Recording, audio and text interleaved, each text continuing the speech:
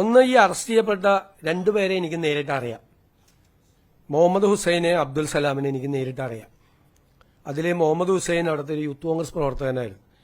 ഞാൻ ആദ്യമായിട്ട് അദ്ദേഹത്തിനെ ഫോണിൽ വിളിക്കുന്നത് നവകേരള സദസ്സുമായിട്ട് അദ്ദേഹത്തിന് പെരുമ്പാവൂരിൽ കുറുപ്പമ്പടി MGM സ്കൂളിന്റെ മുമ്പിൽ വെച്ച് ക്രൂരമായ ലാത്തിച്ചാർജിൽ പരിക്കേറ്റ് അദ്ദേഹം കിടക്കുന്ന സമയത്താണ്. ഞാനന്ന് പരിക്കേറ്റ ആ നവകേരള സദസ്സ് നടക്കുമ്പോൾ എല്ലാ സ്ഥലത്തും ലാത്തിച്ചാർജും ആണ്. അപ്പൊ ഇദ്ദേഹത്തെ ഫോണിൽ വിളിച്ചു. അങ്ങനെയാണ് ആദ്യമായിട്ട് ഫോണിൽ വിളിക്കുന്നത്. ഫോണിൽ വിളിച്ച് ആശ്വസിപ്പിച്ചു. എല്ലാവരും ആശ്വസിപ്പിക്കുമല്ലോ. ഫോണിൽ വിളിച്ച് തല്ലുകൊണ്ട ആളുകളൊക്കെ ഇയാൾക്ക് നല്ല പരിക്കേറ്റിരുന്നു. ആശ്വസിപ്പിച്ചു. അപ്പൊ ഞാൻ ആശ്വസിപ്പിച്ച കൂട്ടത്തിൽ എപ്പോഴെങ്കിലും ഞാനൊന്ന് വീട്ടിൽ വരാം എന്ന് പറഞ്ഞു. സാധാരണ പറയാറുണ്ട്, പറ്റാവുന്ന സ്ഥലത്ത് പോവാറുണ്ട്. അത് കഴിഞ്ഞിട്ട് കുറെ നാളുകൾക്ക് ശേഷം ഇയാൾക്ക് തിരുമലെല്ലാം കഴിഞ്ഞ് ചികിത്സ കഴിഞ്ഞ് വീട്ടിലിരിക്കുകയാണെന്ന് പറഞ്ഞു.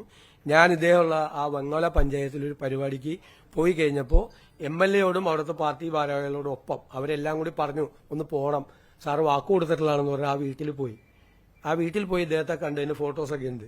അതിനുശേഷം ഇയാൾ എന്നെ 3 or 4 പ്രാവശ്യം പല സ്ഥലത്ത് വെച്ച് കാണാൻ വന്നിട്ടുണ്ട്. അപ്പോഴെല്ലാം നമ്മളൊരു പോലീസ് മർദ്ദനത്തിൽ പരിക്കേറ്റ ഒരാളെന്നുള്ള നിലയിലുള്ള ഒരു ഒരു ഒരു താല്പര്യം കാണിച്ചിട്ടുണ്ട് അയാളോട്. അങ്ങനെയല്ലേ?